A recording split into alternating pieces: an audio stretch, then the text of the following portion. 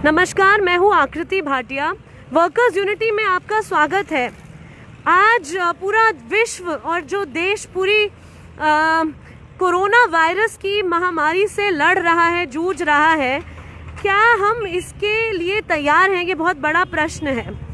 आप सोच रहे होंगे कि वर्कर्स यूनिटी के लोग बाहर क्यों घूम रहे हैं, और क्योंकि ये तो लॉकडाउन की स्थिति में आदेश आया है माननीय प्रधानमंत्री जी का। और आपको बताना चाहूँगी, मास्क मिलने में ही बहुत बड़ी तकलीफ झेलनी पड़ी थी।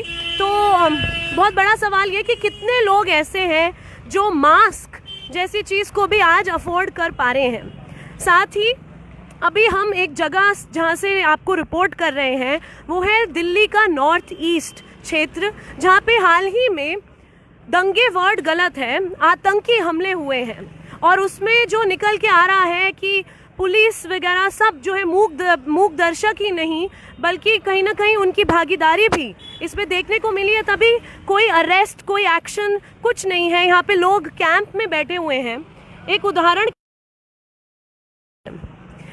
यहाँ पे जला हुआ, टूटा हुआ, ये देखिए खंडर की तरह जो दुकानें हैं उनके शटर डाउन है। इस तरीके से दंगों के बाद यहाँ हालात हो चुके हैं। और अभी कोरोना वायरस के चलते बाकी दुकानें जो दंगों से नहीं भी अफेक्टेड थी वो भी कुछ इसी स्थिति में आने वाली है।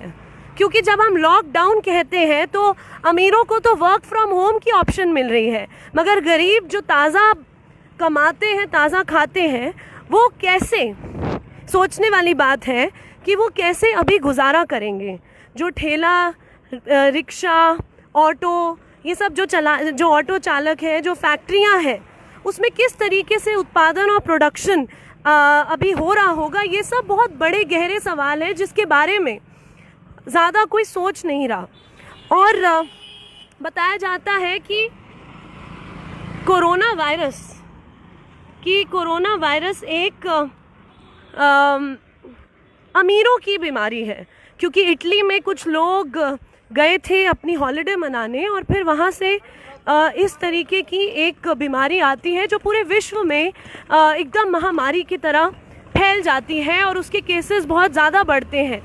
और अभी इसकी कल्पना भी अगर हम करें कि ये जब अगर मज़दूर वर्ग में अगर ये पहुँचती है ये बीमारी, तो उसका प्रभाव क्या होगा, हम शायद इसकी कल्पना भी नहीं कर सकते। कि जो बस्तियां हैं जिसमें लोग एक एक छोटे छोटे घर में कितनी बड़ी बड़ी फैमिलीज़ रहती हैं, क्योंकि उनके पास कोई ऑप्शन नहीं है। और हम यहाँ बात करते हैं सोशल डिस्टेंसिंग की। सोशल डिस्टेंसिंग यानी दो लोग अपने बीच में एक इतनी दूरी बनाए रखें। फिर हम बोलते हैं काम पर नहीं जाना। और इस तरह से तमाम हमें रूल्स एंड रेगुलेशंस बताए जा रहे हैं कि सैनिटाइजर्स रखिए, ये सब रखिए। हम यहाँ पे आपको दुकान के कुछ लोगों से भी बताएंगे जो वैसे ही रायट में पीड़ित थे। अभी उनका जो है घर जला हुआ है, दुकानें जली हुई हैं, माल जले हुए हैं। ऊपर से अभी जो कल एक लॉकडाउन, मतलब कर्फ्यू जो बनाया गया, जनता का कर्फ्यू। भाई कर्फ्यू भी कभी जनता के हित में जा सकता है क्या? जनता का कर्फ्यू क्या होता है ये तो अभी कल ही पता चलेगा। लेकिन सवाल ये उठता है कि लोगों को बोला जा रहा है कि आप वापस अपने अपने गांव जाइए, अपने अपने घर जाइए। जो जेएनयू और बड़े बड़े विश्वविद्यालय हैं वहाँ पे भी बोला जा रहा है कि आप देखिए यूनिवर्सिटी को लॉकडाउन कर रहे हैं, शटडाउन करिए, आप जाइए।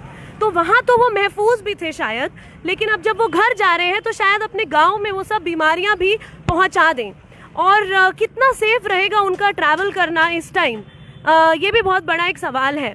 अगर मैं आपको यहाँ नॉर्थ ईस्ट दिल्ली की भी बात बताऊँ तो कितने ऐसे लोग हैं जिन्हें बेघर कर दिया गया है दंगों के बाद। यहाँ पर जो एकदम सुनसान माहौल है और फिर भी चीखें सुनाई देती हैं, मगर इसकी बात कहीं है ही नहीं। कुछ लोग हैं जो यहाँ पे दंगा पीड़ित हमारे साथ, मैं किसी के यहाँ पे आइडेंटिटी या नाम नहीं पूछना चाहूँगी। हम अभी खास ये एपिसोड ये भी कर रहे हैं कि कोरोना वायरस का जो प्रभाव पड़ रहा है बिजनेसेस पे। आप लोग सब छोटे रोजगार चलाते हैं, छोटे उद्योग चलाते हैं, क्या कहना चाहेंगे? अभी क्या स्थिति में आप लोग हैं? अभी तो स्थिति ये है जी, यहाँ से है ना 1 महीना हो लिया।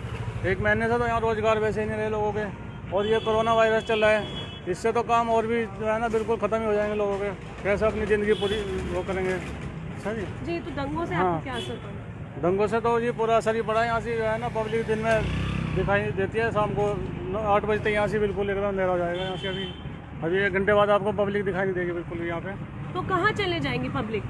तो अपने घरों में कुछ आती है, नहीं तो फिर अपना जो बाहर से, अभी तो बाहर ही रह गए, ज़्यादातर लोनी की साइड में रह रहे हैं यहाँ के जो जितने भी रहने वाले हैं ना स्थानीय। तो घर क्यों नहीं जा पा रहे? बस अभी दिल में वही डर है जी लोगों का अभी। हाँ, घर जले हुए, मकान जले हुए, सबके अपने घरों में डर का ही माहौल है अभी। तो देखिए, डर का माहौल है। डर सिर्फ वायरस से नहीं, डर वायलेंस से भी है।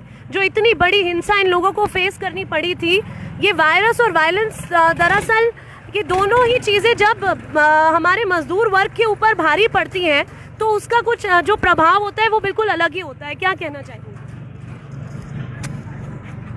जी जी, बोलिए बोलिए। अभी फ़िलहाल में तो इधर सिक्योरिटी भी कम कर दी है, इधर डर का माहौल है, लोग अपने घर नहीं आ रहे, आधे घरों में अभी ताले लगे हुए हैं। पुलिस फोर्स थोड़ी बहुत देर के लिए आती है, दूसरी आर्मी वगैरह की टीम कुछ दिन के लिए थी यहाँ, वो भी जा चुकी है। यह पूरा डर का माहौल है अभी। यह सुनसान हो जाता है 9 बजे के बाद, तो यहाँ कोई दिखाई नहीं देता। और दंगाई दोबारा मस्जिदों पे झंडे लगा रहे हैं अपने, और गलियों में आके नारेबाजी कर रहे हैं, तो लोगों को डर का माहौल बना रहे हैं, यहाँ आने नहीं दे रहे अभी। तो इससे जो है बिजनेस और काम पे क्या फ़र्क पड़ रहा है? मैडम, इस पे तो पूरा ही फ़र्क पड़ा हुआ। अभी इधर कोई भी दुकानें जो जली है वो पूरे तरीके से सेटल नहीं हो पाई, लोग बैठ नहीं पाए। अभी पैसा भी पूरा ही नहीं मिला है, थोड़ा पैसा मिल रहा है, तो उसमें दुकान या मकान नहीं चल सकता। अभी मकान भी जल गए लोगों के, तो इतना पैसा नहीं मिला कि वो अपने मकान में ठीक तरीके से रह सके। देखिए, खुदा ना खास्ता इन बस्तियों में अगर पता चले कि कोई कोरोना वायरस का केस आता है तो क्या हम लड़ने के लिए तैयार हैं? मेरे को तो लगता नहीं है कि हम कोरोना से लड़ पाएंगे, लेकिन फ़िलहाल जो स्थिति है यहाँ की स्थिति ऐसी है कि जो लोग बेरोज़गार हो चुके हैं दंगे की वजह से, उनको किसी तरह की कोई मदद नहीं मिल रही है, ना कोई सरकारी आदमी आकर हमसे ये पूछ रहा है कि भाई आपको कोई मदद मिली है या नहीं। यही माफ़ी चाहते हैं, इंटरनेट की यहाँ पर थोड़ी सी समस्या आई थी और आ चुके हैं। बात यहाँ पर हो रही है कि जब ऐसी बस्तियों में और ऐसी जगहों पर कोरोना वायरस लड़ने के लिए कितना सक्षम है, क्या हमारा प्राइमरी हेल्थ केयर, जो हमारा स्वास्थ्य व्यवस्था है, उसमें कितनी क्षमता है कि वो इस तरह के मज़दूरों के लिए या जो गरीब घरों के लोग हैं उनको इलाज तो छोड़िए, अभी जांचने के लिए भी कितना योग्य है, ये बहुत बड़ा सवाल है। बोला जा रहा है कि कितने सारे केसेस अभी रिपोर्ट नहीं हो रहे हैं, लेकिन आप देखिए जहाँ पे भी जांच किट भेजी जा रही है, बताया जा रहा है कि जांच किट अभी बहुत कम है। बताया जा रहा है कि अभी हम लोग तैयार नहीं हैं, जहाँ पे जिन अस्पतालों में कोई भी जो है अभी जांच करने का वो ही साधन अभी मौजूद नहीं है, उनके पास फंड्स नहीं है, दवाएं नहीं हैं। और जिस तरीके से दवाओं के लिए भी हम चाइना जैसे देशों पर निर्भर हैं, जहाँ खुद ही अभी ऐसी स्थिति है कि उसका विवरण भी नहीं किया जा सकता। तो ये जो पूरे विश्व से ये चीज़ आ रही है, ये पूरे आर्थिक व्यवस्था को और ज़्यादा झंझोड़ रही है। और इसमें फिर से एक बार जो सबसे ज़्यादा पिचकेगा और सबसे ज़्यादा दबेगा और सबसे ज़्यादा प्रभावित होगा, वो एक बार फिर आप ऑलरेडी देख सकते हैं, वो मज़दूर वर्ग है। जब बोलते हैं कि अभी जो है अपने सब बिजनेसेस रोक दीजिए, बंद कर दीजिए, तो उसमें जो कर्मचारी लोग हैं, उसमें जो कर्मी है, उसमें जो मज़दूर हैं, उनकी जो कटौती हो रही है वो सबसे ज़्यादा हो रही है। तो पहले मंदी के नाम पे, फिर दंगे के नाम पे, और अब वायरस फैलने के नाम पे फिर से जो छटनियाँ हो रही हैं, उसका स्तर हम शायद सोच भी नहीं सकते हैं। मगर अब होगा यही कि शायद सरकार कहेगी कि देखिए जो भी आर्थिक समस्या है इसमें हमारी तो कोई गलती है नहीं, तो हाथ वो धो लेंगे इस चीज़ से। और बार बार ज़रूर बोला जा रहा है कि अपने हाथ धोते रहिए, जो कि करना भी चाहिए, लेकिन जो सरकार हाथ धोने की कोशिश करेगी अब पूरी आर्थिक मंदी से, वो भी बहुत भयावह स्थिति है। और कई सारे मुद्दे, अभी मैं आपको कुछ और लोगों से भी बात करने की कोशिश करूंगी। इस वक्त हम सुबह महिलाओं से भी बहुत ज़्यादा बात कर रहे थे कि वो किन स्थितियों में अभी दिन काट रही हैं और उन्हें मालूम भी नहीं है कि किसी वायरस है क्या, इससे कैसे लड़ना है, इसकी कैसे, अगर ये कहीं कोई केस आ जाता है बस्तियों में तो उससे कैसे लड़ा अभी वर्कर्स यूनिटी पे लाइव है कफील। आप यहाँ पे नॉर्थ ईस्ट दिल्ली में मैं दंगा तो शब्द नहीं बोलना चाहती, मैं सोचती हूँ कि एक आतंकी हमला है जो हुआ गया है, जिसमें स्टेट का रोल भी कहीं ना कहीं बिल्कुल प्रश्नवाचक में खड़ा उठता है। क्या कहेंगे अभी लोगों की यहाँ पे जो स्पेशली मजदूर वर्ग की स्थिति क्या है, क्या आपको मिला है? और दूसरा, अभी जो वायरस का माहौल है उसमें भी आपको क्या लग रहा है कि कैसे, मान लीजिए एक भी केस आता है इस तरह की बस्तियों में, तो कितने केपेबल हैं हम इससे लड़ने के लिए? जी, आपने सही कहा कि ये जो मज़दूरों का मामला है, पिछले हम तकरीबन 10-12 दिनों से यहीं पर शिव विहार में हैं और इसके आसपास, तो हमें जो एक पैटर्न देखने को मिला, जो मौतें हुई हैं खासकर शिव विहार इलाके में, तो वो मज़दूर तबके के लोग थे उसमें। और वो मज़दूर ऐसे थे जिनका कोई ठिकाना नहीं था कि उनकी कमाई का ज़रिया क्या है, जो चौक पे खड़े हो गए, कोई आकर उनको ले गया, साथ में उस दिन का काम मिल गया, तो ये ऐसे मज़दूर थे। कई घरों में हमने उनके घर पे बात की तो उनके साथ ये हुआ कि कहीं गए होंगे किसी काम से, वहाँ दंगा शुरू हुआ, वो अनजान जगह हो या जान पहचान की जगह हो, वहाँ वो फंस गए। उसके बाद एक थे उनके, वो अपने चाचा के साथ रहते थे, तो कॉल पे बात हुई कि हम 5 मिनट में आ रहे हैं। उसके बाद उनका मोबाइल स्विच ऑफ हो गया और बाद में जब उनकी लाश मिली तो 3-4 गोलियां लगी थी, पत्थर से मारा गया था। और वो सिर्फ यही थे कि रोज़ कमाने खाने वाले इंसान थे। ऐसे ही और 2-3 केस हमें मिले हैं जो मज़दूर तबके के लोग हैं, रोज़ कमाते थे और खाते थे। तो अभी वायरस से और क्या हो सकता है, क्योंकि देखिए कल कर्फ्यू लग रहा है, अभी कैंप इतने सारे में, कैंप में इतने लोग हैं, तो कैसे ये उसको डील करेंगे? क्योंकि तो कह रहे हैं कि 144 भी है, भीड़ भी नहीं हो सकती, तो भीड़ में तो रहना इनकी मजबूरी है इस वक्त। आकृति, ये समस्या बहुत ज़्यादा गंभीर है। वायरस तो है ही, खासकर जब हम शिव विहार और इन इलाकों में जाएं तो तकरीबन हर गलियों में घर जले हुए दिखाई दे रहे हैं, और जो उन जले हुए घर से हवा निकल रही है एक कार्बन टाइप का, तो हमारी जितनी भी टीम है सबके गले में कुछ ना कुछ परेशानी है, और उससे उल्टी और पेट की दिक्कत और गले की दिक्कत वो तो आम है, हर किसी को है।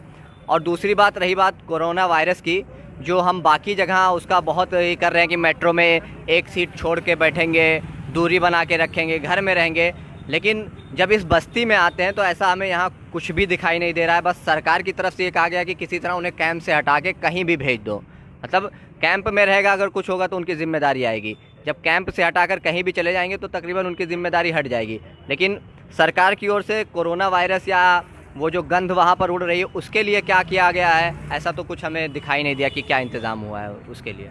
बिल्कुल आपने सही कहा, कोई इंतज़ाम नहीं है, बल्कि अपनी जिम्मेदारियों से पूरी तरीके से हटने की कोशिश की जा रही है। हमारे साथ एक बहन भी है, आपसे पूछना चाहूँगी, आपको पता है कि अभी आपने बहुत ज़्यादा मुश्किलें सही है, लेकिन अभी एक और मुश्किल जो निकल के आ रही है वो ये कि एक बहुत बड़ा वायरस फैल रहा है, महामारी की एक बीमारी जो है फैल रही है, जिसके लिए सब बोल रहे हैं अपने अपने घरों से निकलिए मत, मास्क पहनिए। तो इसके बारे में क्या आपको पता है बहन? पता जी यही है, क्या हालते डर तो सबको ही है, और हम भी सही सोच रहे हैं जो क्या हालते अपने घर के अंदर ही रहे और बच्चे को अपने साथ लेके रखे रहे। लेकिन भैया देखो, हम बाहर नहीं निकलेंगे तो हमारा काम भी कैसे होगा? हम भी रोज कमाने खाने वाले, और हम नहीं कमाए खाएंगे तो हम कहाँ, हमारा गुजारा कैसे चलेगा? किराए का तो मकान है, एक दिन की आदमी नहीं, कोई भी मकान मार्केट ने एक दिन का किराया नहीं छोड़ेगा। अब ये रोज का कमाना खाना है या मंडी आना जाना है रोडों पे, अभी घर में अंदर रहेंगे कब तक रहेंगे? डर सबको ही बैठा पड़ा है जी। तो फिर आपने अब क्या सोचा है कि कैसे इससे आप इसको कैसा सामना करेंगे? आप काम पे जाने की इसमें कोशिश करेंगे? जी, कोशिश तो सारी दुनिया करेगी, उसमें हम भी साथ में हैं, लेकिन जो होगा ऊपर वाला भी चाहेगा, उसके ऊपर वाला भी, कुछ नहीं होगा यहाँ पर जी। मैं एक और चीज़ आपसे पूछना चाह रही थी कि अगर खुदा न खास्ता कोई केस आता है तो उसको फिर क्या आपको, आपके आसपास कितना स्वास्थ्य की सेवाएं हैं जिसका आप लाभ उठा सकती हैं, और कितना आपके पास ऐसा कुछ है? मास्क वास्क आपने पहना नहीं है, तो आपने क्या कोशिश की है? दवा वगैरह का इंतज़ाम कहाँ से होगा अगर कुछ होता है? जी, दवा वो ये बात होती है, चलो हम तो अपने बार को झेल लेंगे, जो हमारे घर में बड़े बूढ़े बैठे हैं उनकी दवाई इतनी, जो हमें पंप 270 रुपये का मिलता था, 250 रुपये का मिलता था, वो हमारे अब 300 रुपये का मिल रहा है वो पंप। जो कैप्सूल हमें 360 150 की 120 की मिलती थी, वो हमारे यहाँ 250 रुपये कैप्सूल मिल रही है, 150 रुपये कैप्सूल मिल रही है, 120 160 की मिल रही है। अब आदमी ये बताओ, यहाँ से कमाएगा, इधर जा रहा है, आदमी कहाँ तक करेगा? और मांस भी देखो 20 वाला मांस है वो 40 रुपये में करा जा रहा है यहाँ पर। ये बताओ हम कैसे गुजारा करेंगे, आप बताइए। जी, तो आपको लग रहा है यहाँ पे लोग जो है वो थोड़ा बहुत और इसको हवा बना के अपने रेट वेट बढ़ा रहे हैं और लूट की एक और कहीं ना कहीं देखी जा रही है लूट की। जी, ये तो सब चोचलेबाजी है, सबकी अफवाह फैला रखा है। लेकिन कहते हैं अपने अपने शुद्ध होना चाहिए, अपने आप को सफाई रखना चाहिए। और एक तो किसी के घर जाने से रोको, पहले अपने बच्चों को और अपने को भी। चलो हम लोग तो चलो हम बड़े बूढ़े अपने से दे अपने बच्चों को कमा के नहीं खिलाएंगे तो बच्चे की भी ज़िंदगी ख़राब है। अब ये स्कूल बंद है, यहाँ ट्यूशन पढ़ाते तो बच्चों की फीस जाएगी। ये तो देखो हम कहाँ से देंगे, हम नहीं कमाएंगे तो कहाँ से देंगे। और ये पता नहीं माहौल कब तक चालू होगा, और ये हमारे समझ में नहीं आ रहा कब तक होगा। यही टेंशन दे के आदमी पागल हो रहा है इस टाइम। जी, देखिए आपकी हमारी सांत्वना आपके साथ है जी। और भी लोग कुछ बोलना चाह रहे, जी बताइए। जी मैम, ये मेरी दुकान थी जैसे कि वॉशिंग मशीन, फ्रिज रिपेयरिंग की जी, और इसी तरह से कुछ अज्ञात लोग आए, उन लोगों ने शटर का ताला तोड़ा और मेरी दुकान पूरी उन्होंने तबाह कर दी। मेरे पास कोई भी जरिया ऐसा नहीं है जिससे मैं अपना घर चला सकूं। और यहाँ पे मेरे बच्चे रह रहे हैं ऊपर, लेकिन दिल में दहशत रहती है अभी भी। तो उस दहशत से का माहौल है, बहुत ज़्यादा दिमाग में बहुत डर है अभी भी। और कोरोना वायरस को तो हम लड़ लेंगे, लेकिन इस दहशत से कैसे लड़े हम? कोरोना वायरस को तो हम किसी तरह से निपट लेंगे, सफाई निपट, लेकिन इस दहशत से हम कैसे निपटें, ये हमारी समझ नहीं आ रही है। बिल्कुल, आपने बहुत अहम बात बोली है कि इस दहशत से कैसे लड़ा जाए। क्यों सरकार जो है जिम्मेदारियां नहीं लेती है? बिल्कुल नहीं है, बिल्कुल बहुत प्रॉब्लम हो रही है काम की, घर की खर्चे की बहुत प्रॉब्लम हो रही है आज के वक्त में, क्योंकि हम कुछ भी मेंटेन नहीं कर पा रहे अपने घर को। किसी से कोई पैकेज मिल जाता है 2 दिन 3 दिन का राशन, तो उससे अपना घर चला लेते हैं। एक कारीगर को रख के हम, उस कारीगर की भी रोजी खत्म होगी, हमारी भी रोजी खत्म होगी। कारीगर रख के काम करते थे हम, तो उसमें कुछ नहीं कर पा रहे फिलहाल। हम बहुत बड़ी परेशानी का सामना है, दिक्कत बहुत ज़्यादा है जिससे। और हमें मुआवजा अभी कहीं से नहीं मिल पाया है कुछ भी। और 5,000 रुपये हमें मिले हैं, अब सरकार से मिले हैं, NGO से मिले हैं, हम नहीं कह सकते इस बारे में कुछ भी, लेकिन 5,000 रुपये का मुआवजा हमें मिल गया है। अच्छा, बस 5,000? जी, 5,000 रुपये का। और आपका नुकसान कितने का था? मेरा नुकसान है तकरीबन 1.5 से 2 लाख रुपए का। अच्छा, मेरे पास काम नहीं है, कुछ भी नहीं है, कुछ भी नहीं है तो मेरे पास। एक बार हमारे सामने एक ई-रिक्शा वाले भैया भी है। भैया एक बात बताइए, अभी आपको पता है ये जो पूरी कोरोना वायरस का पूरा अभी चल रहा है कि लोग डर रहे हैं, तो आपको कोई सवारियों में कोई कमी आ रही है क्या? पूरी कमी है मैडम जी, काम नहीं हो रहा, सुबह से लेकर किराया तक नहीं निकल रहा, दूसरे का किराया और चढ़ रहा है वैसे। तो आप कितना अपने आप को योग्य समझ रहे हैं कि लड़ पाएंगे अगर वायरस जैसी चीज़ इस तरफ आती है? तो आपकी क्या तैयारी है? क्या आपको लग रहा है कि आपका स्वास्थ्य सिस्टम जो है वो ध्यान रख पाएगा, हम सबका ख्याल रख पाएगा? देखो जी, अब मोदी तो कह रहे हैं, नगर पालिका की गाड़ी भी आई है वायरस फैलाने के लिए, जो भी है देखो खाली घूम रहे हैं इधर से इधर, ना सवारी है ना कोई है। अब आगे आपकी मर्जी। जी, तो आप देख सकते हैं, शुक्रिया, आप देख सकते हैं कैसे प्रभाव पड़ रहा है लोगों के ऊपर। और सरकार का जो काम होता है वो अपने नागरिकों का ख्याल रखने का होता है, वो अपने नागरिकों को प्रोटेक्शन देने का होता है। यहाँ पे तो हेल्थ की और स्वास्थ्य की, एजुकेशन की बात तो दूर, यहाँ पे अभी बेसिक प्रोटेक्शन भी नहीं है कि क्या इनका जो जीवन है, राइट टू लाइफ जिसे बोलते हैं, क्या वो एकदम जो मूल अधिकार है क्या वो भी सुरक्षित है? अभी तो ये भी बहुत बड़ा प्रश्न, खास तौर पे अभी राजधानी दिल्ली जैसे शहर में भी अगर ये माहौल है तो सोचा जा सकता है कि कोरोना स्केयर से लड़ने में कितनी बड़ी अभी चुनौतियां आने वाली हैं। बोला जा रहा है, कुछ ऐसी प्रेडिक्शंस की जा रही हैं कि अभी ये 4 गुना बढ़ेगा और ये बहुत तेज़ी से बढ़ेगा। और इस तरह अगर आप देखें कि यहाँ पे भीड़ ना इकट्ठी करनी हो, वैसी जगहों पे भीड़ से आप कैसे लड़ सकते हैं जहाँ पे लोगों को भीड़ में ही सोना पड़ता है, रहना पड़ता है, काम करना पड़ता है? तो उसके लिए क्या तैयारी है उसके बारे में हमें कुछ नहीं पता। क्या कर्फ्यू लगाने से या लॉकडाउन करने से या लोगों को वापस अपने गांव भेजने से कुछ हल निकलेगा? ये एक बहुत बड़ा सवाल है। तो इसी के साथ मैं आज का ये लाइव यहीं रोकने की यहाँ पे लाइव रोकने से पहले हमारे साथ एक और गेस्ट भी जुड़े हैं। जी, हमारे साथ गिरी भी मौजूद है। गिरी, आपसे भी एक बार हम, क्योंकि लाइव ये रोकने ही जा रहे थे, आप कंक्लूजन में बोलेंगे। आप खुद कर्नाटका से दिल्ली आए हैं और सब अभी आपसे भी घबरा रहे थे कि कहीं आप जो है कोरोना लेकर आए हैं, लेकिन आपने आज बहुत सारे मजदूर वर्ग के लोगों से बात की। क्या लगता है वो किन किन स्थितियों से अभी जूझ रहे हैं और कितना लगता है कि स्वास्थ्य जो हमारे देश का है वो केपेबल है कोरोना जैसी महामारी से लड़ने के लिए, वो भी ऐसी एक पॉपुलेशन के साथ जिनका इम्यूनिटी सिस्टम और भी गिर चुका है और रायट्स और इस तरह से कई सारी मुसीबतों से वो ऑलरेडी जूझ रहे हैं। साथ ही अभी अकबर जी भी आए हैं, उनसे भी बात करेंगे जो मजदूर वर्ग के साथ ही काम करते हैं और इन्हीं का हम इंतज़ार भी कर रहे थे। जी गिरी जी। हाँ देखिए, इधर दो चीज़ें आती हैं। अगर हम एक बेसिक नेसेसिटी के हायरार्की पर देखते हैं, ये तो ज़रूर ये तो कंफर्म की बात है कि कोरोना जैसा वायरस बहुत ही एक उसके हेल्थ इफ़ेक्ट्स बहुत ही डेडली है, पर ये भी आता है कि जितने लोग अफोर्ड कर सकते हैं ये प्रिकॉशंस को, ये जो हम अभी सोशल डिस्टेंसिंग की बात कर रहे हैं, वर्क फ्रॉम होम की बात कर रहे हैं, इसमें तो क्लियरली हम देख रहे हैं कि ये जो अफोर्ड कर सकते हैं ये सारे चीज़ करने के लिए हमने ऐसा ही सिस्टम कर रखा है कि जो लोग अफोर्ड नहीं कर सकते हैं, जिनके पास हाउस ही ना हो, जो लोग घर में बैठ के ना काम कर सकते हैं, उनके लिए क्या है? ये तो कोरोना तो सबके लिए कोरोना ही है, पर इन मैनी वेज ये कोरोना जो है हमारे सोसाइटी के इतने सारे फिशर्स को इतने एक कॉन्ट्रास्ट के दौर पर बाहर दिखा रही है कि ये जो हम वर्किंग क्लास कहते हैं उनके लिए तो ये ऑप्शन ही नहीं है कि वो घर पे रहें। अगर घर पे रहें और सोशल डिस्टेंसिंग मेंटेन करें तो उनके क्या बोलते हैं लाइवलीहुड का क्या होगा?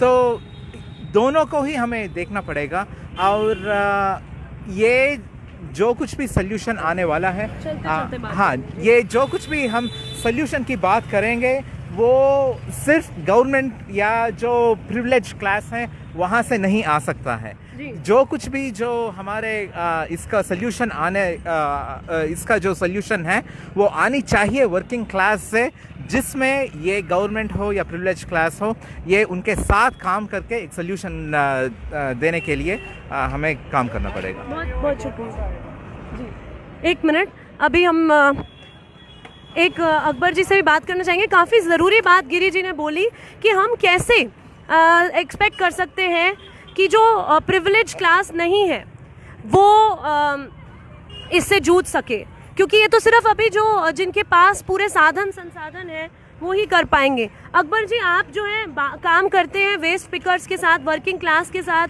स्ट्रीट वेंडर्स के साथ, असंगठित क्षेत्र के मजदूरों के साथ, जो कि सब, चाहे वो नोटबंदी हो, चाहे वो मंदी हो, चाहे वो प्लास्टिक बैन हो, कोई भी जो बड़ी बड़ी नीतियां आती हैं उससे सबसे ज़्यादा अफेक्ट होते हैं। अभी कोरोना वायरस चल पड़ा है, हाँ मानते हैं कि वो सरकार के बस में नहीं है, लेकिन उसका जो पॉलिसीज़ आ रही है कि एक शटडाउन कर दिया जाए, कर्फ्यू लगा दिया जाए, हाँ वो भी चलो भले के लिए करने की बात हो रही है, मगर उसका प्रभाव क्या पड़ेगा मज़दूर वर्ग के लिए, और मज़दूर वर्ग के लिए कितना प्रेपरेशन सरकार की तरफ से किया गया है?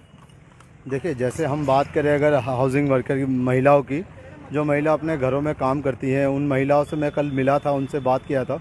एक तरफ से उन जो छोटे रोज़गार वाला जो काम था वो एक तरफ से बिल्कुल बंद हो चुका है, क्योंकि जब छोटे रोज़गार वो कह रहे हैं कि इसको पूरा बंद करो, क्योंकि ये कोरोना ऐसा वायरस है कि अगर कहीं से भी इसमें अगर आ गया तो आप एक आदमी के आने के वजह से सभी लोगों तक कोरोना पहुंच जाएगा। तो एक तरफ से जो डोमेस्टिक वर्कर है, जो घरों में रह के जो महिलाएं काम करती है, उनका काम एक तरफ से बिल्कुल बंद हो गया। ये वो औरतें हैं जो सुबह से लेकर शाम तक काम करती हैं, जिसमें इनको ज़्यादा से ज़्यादा 100 से 150 रुपये ये औरतें कमाती थी। एक तरफ से इनका भी काम वो पूरा ख़त्म हो चुका है। तो हमारी बहन भी कुछ बोल रही है, हम इनसे भी बात कर लेते हैं। और नहीं तो कोई मिलिट्री है और नहीं कोई फोर्स है यहाँ पर, मतलब बताओ क्या बहन से पहले बात नहीं है हमारी यहाँ पर। आप प्लीज यही नहीं तो होना चाहिए हमारी सुरक्षा के लिए यहाँ पर जी, बिल्कुल कोई भी नहीं, मिलिट्री नहीं, कोई पुलिस नहीं, कुछ भी नहीं है यहाँ पर। ये समझ लो, या बच्चों को भी हमने कैद कर रखा है अपने घरों में। छोटे छोटे बच्चे ये समझ लो जरा भी बाहर भी निकल के नहीं आ सकते, कि जरा भी चीज भी लिया या कुछ कर ले निकल कर, डर के मारे। तो वो डर ही है सारा, और है ही क्या चीज, ये बताइए आप। तो ऐसे तो इंसान वैसे ही मर जाएगा, घुट के ही मर जाएगा। कुछ उधर से लोग आए, कुछ नारेबाजी करके चले गए। लोग इतने डरे हुए हैं कि उनकी शिकायत भी नहीं करी है। देखिए, माहौल जो है यहाँ पे अभी भी गर्म है और लोग अभी भी जो है, कहने को बहुत दिन हो गए हैं, सिर्फ बोलते हैं कि 50 लोग मरे, लेकिन जो नुकसान है यहाँ पर, जैसे लोग रहते थे, अब भी ये है कि निकलता है इंसान पर, ऐसा लगता है कि ऐसा अपनी जान हथेली पे लेके चल आए। थोड़ा बहुत तो कुछ तो इंसान के लिए होना चाहिए सुरक्षा यहाँ पर। कोई पूछने नहीं है आया है। कोई नहीं आ रहा किसी बात के लिए। भी आई थी मिलिट्री 2-4 दिन रही और फिर वो मिलिट्री गायब हो गई। ये बताओ थाना है किस लिए है यहाँ पर पास में? बॉर्डर है यहाँ पास में किस लिए है ये बताओ? नाम का है ये बॉर्डर और थाना यहाँ पर? है कुछ तो होना चाहिए ना यहाँ की पब्लिक के लिए। नहीं, आपकी बिल्कुल बात बहुत ठीक है बहन। हम तभी लगातार कोशिश कर रहे हैं कि इसको अपनी सुरक्षा के लिए जी। चाहिए कि मतलब कम से कम कुछ तो कोर्ट इस तरफ आ जाओ, वो थोड़ी बात ना जी। तो आपने देखा अभी भी कितनी दहशत है लोगों में, कितना डर है, कैसे जो छोटे तबके के लोग जो ज़्यादा कमा खा नहीं पा रहे हैं, जिनको अभी पूरी तरीके से मोहताज है, उनको कितनी दिक्कत आ रही है। और ऊपर से एक नई बीमारी, बिल्कुल ठीक शब्द है, बीमारी भी फैल रही है। इसमें कैसे इस तरीके की जो वल्नरेबल मार्जिनलाइज सेक्शंस हैं वो कैसे डील करेंगी, ये बहुत ही बड़ा सवाल है। अकबर जी, आपसे बातचीत चल रही थी, मैं चाहूँगी आप कंटिन्यू रखें, क्योंकि अभी हमें इस तरह की सेंसिटिव एरिया में दंगे की बात हम कर भी नहीं पाएंगे। तो आप प्लीज़ बताइए कि कोरोना से लड़ने के लिए हमें हमारा जो मजदूर वर्ग देख रहा है उसके लिए हम कितने सक्षम हैं, एक बार फिर उस पर केंद्रित करेंगे। देखिए, एक तो मैंने जो डोमेस्टिक वर्कर है, जो औरतें घरों में काम करती है, उनके बारे में मैं बोला था। दूसरा एक वर्क वो है जो वेस्ट पिकिंग के काम में जुड़ा हुआ है, जिसको हम बिल्कुल नज़रअंदाज कर रहे हैं, क्योंकि ये वो वर्कर होते हैं जो अपने शहर में रीढ़ के हड्डी के बराबर काम करते हैं। ये वो लोग हैं जो शहर से एक तरीके से गंदगी को बिल्कुल जड़ से ख़त्म करने की पूरी कोशिश करते हैं, और जिसका वो किसी से कुछ पैसे भी नहीं लेते हैं। ये सिर्फ इसलिए करते हैं क्योंकि इनका जीविका इसी से ही चलता है। और हम कोरोना को लेके ये सब बात करें कि कोरोना से ये दिक्कतें हो रही है। कोरोना का अगर हम देखें, अगर वेस्ट पिकर के माध्यम से देखें, तो जो लोग बाहर से आ रहे हैं अपने घरों में, अगर कुछ पल के लिए भी रह रहे हैं, अगर वो कुछ सामान लाए हैं, अगर वो सामान उनके घर में यूज़ हुआ है और उसके बाद उनको अगर वहाँ से ले गए वो सामान, अगर किसी भी तरीके से कूड़े में आता है, तो कूड़ा ज़रूर वेस्ट पिकर के पास कहीं ना कहीं से तक पहुँचता है, जो जिस चीज़ को हम सोच भी नहीं रहे हैं। क्योंकि ये कूड़ा वेस्ट पिकर के पास आया तो उस कूड़े से जो कोरोना का जो वायरस है उस तक पहुंचा, और वो अब उसके घर तक जा सकता है, उसके घर से उसके मोहल्ले तक जा सकता है, और पता नहीं ये उस पूरे माहौल को एक तरह से कोरोना के चपेट में ये आ सकता है। इसका तो हम लोग सिर्फ यही कह सकते हैं कि सरकार ये कोरोना के वायरस में अगर इन मज़दूरों को भी देखे तो इनको घरों में कम से कम न्यूनतम वेतन कुछ दिनों के लिए दें, ताकि जब तक ये कोरोना का कहर रहे लोग अपने घरों में सही से स्वस्थ तरीके से आराम से रह सके। बहुत बहुत शुक्रिया। बिल्कुल आपने इम्पोर्टेंट इसका सॉल्यूशन बताया है कि देखिए, जो गुजारा कर ही नहीं सकते हैं, वो घर बैठ ही नहीं सकते हैं, उनको अगर घर बिठाना ज़रूरी ही हो गया है, तो उनके रोज़मर्रा की एटलीस्ट 2 वक्त की रोटी के लिए उन्हें पैसा मिलना बहुत ज़रूरी है। इसीलिए कैश ट्रांसफ़र्स अभी जो इमीडिएट बेसिस पे करने चाहिए वो बहुत ज़रूरी है। अभी उसमें भी कई सारी बातें निकल के आ रही हैं कि आपका ये कागज़ चाहिए, आपका वो कागज़ चाहिए। तो कागज़ और नागरिकता के ऊपर जो इस सरकार का ऑब्सेशन है, उसको कहीं ना कहीं अभी इस वक्त की स्थिति में जहाँ पे लोग तमाम असुरक्षाओं से जूझ रहे हैं, उसमें हमें ये मानना ही पड़ेगा कि सरकार को हर हाल में स्वास्थ्य व्यवस्था को युद्ध स्तर पर ठीक करके स्पेशली ऐसी कम्युनिटीज़ के लिए सोचना ही पड़ेगा। अदरवाइज़ हमारा जो देश है और जो पूरा विश्व है, जिस रीढ़ की हड्डी पे वो पूरी अर्थव्यवस्था चल रही है, वो बिल्कुल क्रैश कर जाएगी। और फिर हम सोच भी नहीं सकते कि हम किन किन स्थितियों में पहुंचेंगे। तो बस एक बार यही कल्पना कर लीजिए कि ये जो इस छोटा कारखाना, इस तरह के कई जले हुए कारखानों से हम अभी होकर आ रहे हैं, मगर इस तरह के कारखाने कैसे चलेंगे जब मजदूर वर्ग अगर बीमार पड़ गया? तो हमारी पूरी अर्थव्यवस्था, हमारा देश, हमारा विश्व ऐसा बीमार पड़ेगा कि हम शायद कभी रिकवर नहीं कर पाएंगे। हमारे साथ जुड़ने के लिए बहुत बहुत शुक्रिया।